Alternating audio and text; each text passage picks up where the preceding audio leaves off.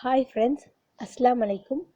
இன்றைக்கி நம்ம பூரி மசாலா எப்படி செய்யலான்னு பார்க்கலாம். ஒவ்வொருத்தரும் ஒவ்வொரு மாதிரி செய்வாங்க. நான் இந்த மாதிரி டைப்பில் செய்வேன் பூரி மசாலா. வாங்க எப்படி செய்யலான்னு பார்க்கலாம்.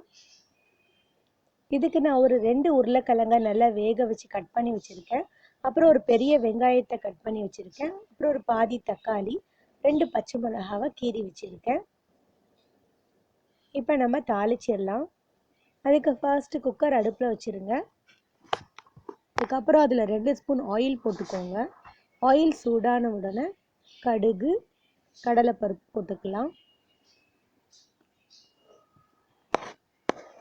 கடலைப்பருப்பு லைட்டாக ப்ரௌன் ஆன உடனே நம்ம ஆனியன் ஆட் பண்ணிடலாம்.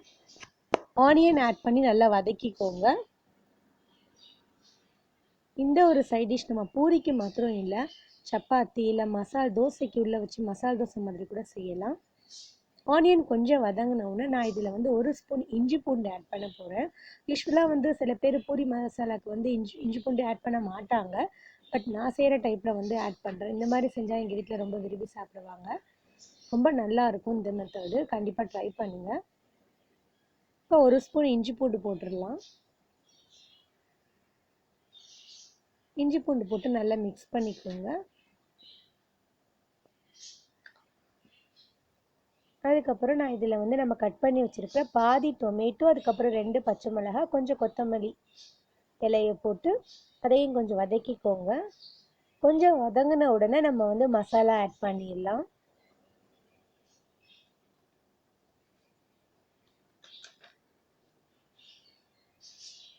கொஞ்சம் வதங்கிடுச்சு. இப்போ நம்ம கொஞ்சம் மசாலா ஆட் பண்ணிடலாம். நான் 2 ஸ்பூன் சில்லி பவுடர், 1/2 ஸ்பூன் மஞ்சள் தூள் ஆட் பண்ணியிருக்கேன். அப்புறம் தேவையான அளவு கொஞ்சம் உப்பு போட்டுக்கோங்க. இந்த மாதிரி போட்டுக்கோங்க. ரொம்ப காரம் வேணாம் அப்படின்னு ஃபீல் பண்ணிங்கன்னா 1 ஸ்பூன் சில்லி பவுடரே போதும். இதை மிக்ஸ் பண்ணிவிட்டு நம்ம வேக வச்சு கட் பண்ணி வச்சுருக்கிற உருளைக்கிழங்கை ஆட் பண்ணிடுங்க. இதையும் கொஞ்சம் மிக்ஸ் பண்ணி விட்டுக்கலாம். சில பேருக்கு அந்த கிழங்கு நல்லா கலிஞ்சால் நல்லா ஸ்மாஷ் பண்ணால் தான் பிடிக்கும்.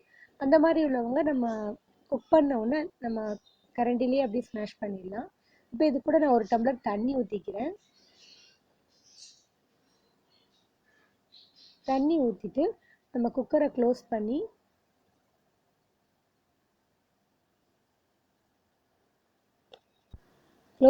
ஒரு விசில் விட்டுக்கோங்க.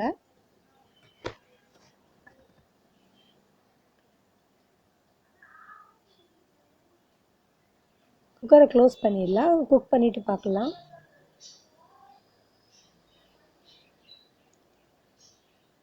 இப்போ குக் ஆகிடுச்சு. அவ்வளோதான். கொத்தமல்லியில் தூவிட்டு சர்வ் பண்ணிடலாம். இந்த பாருங்கள். இப்போ நான் கொஞ்சம் பெருசாக இருக்கிற கிழங்கெல்லாம் நான் கரண்டியால் அப்படியே அமுக்கி விட்டுக்கிறேன். அப்போ கொஞ்சம் ஸ்மாஷ் ஆயிரும். அந்த மாதிரி தான் இங்கே எல்லாருக்கும் பிடிக்கும். பாருங்கள், நல்லா ஒரு சைடு மட்டும் நான் எல்லாத்தையும் ஸ்மாஷ் பண்ணலை, பாதி ஸ்மாஷ் பண்ணிடுறேன். பாதியை கொஞ்சம் பெருசாக அப்படியே இருக்கட்டும்னு விட்டுடுறேன். இங்கே பாருங்கள், நான் பாதியை நல்லா ஸ்மாஷ் பண்ணிட்டேன். பாதி கொஞ்சம் அப்படியே விட்டுருக்கேன். இப்போ மிக்ஸ் பண்ணி யூஸ் பண்ணால் நல்லாயிருக்கும். அவ்வளோதான் ஃப்ரெண்ட்ஸ். ட்ரை பண்ணி பாருங்கள். இந்த வீடியோ உங்களுக்கு பிடிச்சிருந்தால் லைக் பண்ணுங்கள், ஷேர் பண்ணுங்கள், மறக்காமல் சப்ஸ்கிரைப் பண்ணுங்கள். தேங்க்ஸ் ஃபார் வாட்சிங் ஃப்ரெண்ட்ஸ். பாய். அஸ்ஸலாமு அலைக்கும் அண்ட் டேக் கேர்.